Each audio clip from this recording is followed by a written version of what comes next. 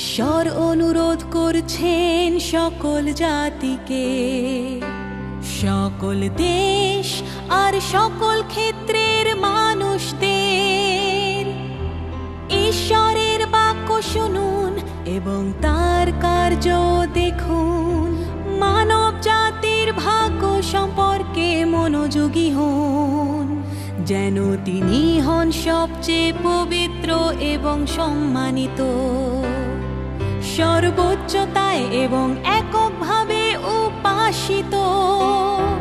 যেন মানব জাতির সকলেই ঈশ্বরের আশীর্বাদ পুষ্ট হয়, ঠিক যেমন আব্রাহামের উত্তরসূরিগণ জিহোবার আশ্বাস পুষ্ট হয়েছিলেন। যেভাবে ঈশ্বরের সৃষ্টি আদম ও ঈভ বাস করতেন স্বর্গের বাগানে, ঈশ্বরের কাজ প্রবল জলোচ্ছ্বাসের মতো।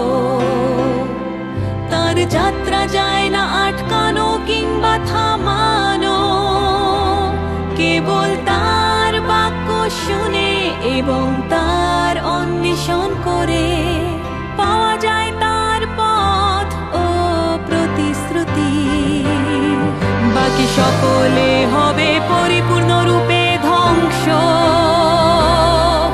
এবং পাবে তাদের প্রাপ্য দণ্ড।